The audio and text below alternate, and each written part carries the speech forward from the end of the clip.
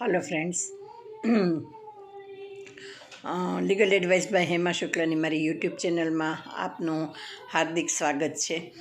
ગર્જનાદ માં ઉપર જે વરિષ્ઠ પત્રકાર જગદીશભાઈ મહેતા અને અન્ય બે પત્રકારોની સાથે જે વિડીયો જોયો અને એમાં એવું સાંભળ્યું કે સત્તાધારના મહંત વિજયબાપુના ભાઈ નીતિનભાઈ નું નિવેદન લેવા માટે જૂનાગઢ પોલીસ ભાવનગર પહોંચી ગઈ.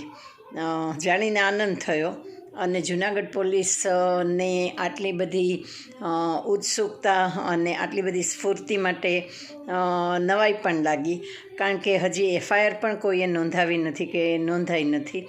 અને તે પહેલાં કોણ જાણે કયા પ્રોવિઝન નીચે ને કયા કાયદા નીચે, કારણ કે પોલીસને હવે એક પણ કાયદા કે એક પણ પ્રોવિઝન લાગુ પડતા નથી. એને મન ફાવે ત્યારે મન ફાવે જ કરે છે. તો કયા પ્રોવિઝન અને કયા કાયદા નીચે ભાવનગર પહોંચી ગયા એ ખબર નથી. કારણ કે મહેશગીરીની બાબતમાં કે જે મહેશગીરીએ પોતાનો ગુનો ઓલરેડી કબૂલ કરી લીધેલો છે, બ્રેન્ડેડ વ્યક્તિના અંગૂઠા લીધેલા હોવાનો ગોકુલ હોસ્પિટલમાં, અને એની એફઆઈઆર ઓલરેડી 28/11/24ના રોજ ફરિયાદી તરીકે મેં આપેલી એસપીના રેકોર્ડમાં છે. તેમ છતાં હજી મારું એફઆઈઆર તો નથી જ લીધી, પણ નિવેદન વગેરે પણ લેવામાં આવેલું નથી.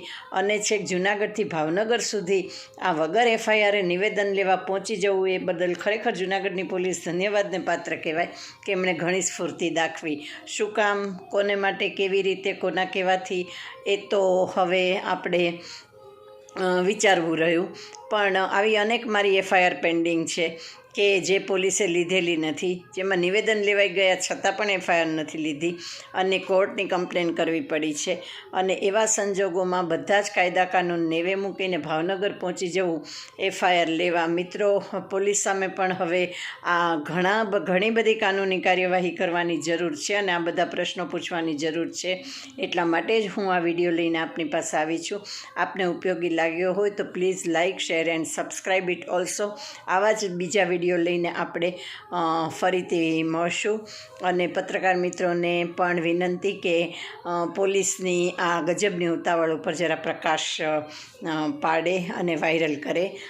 Thank you very much. જય હાટકેશ. Good night.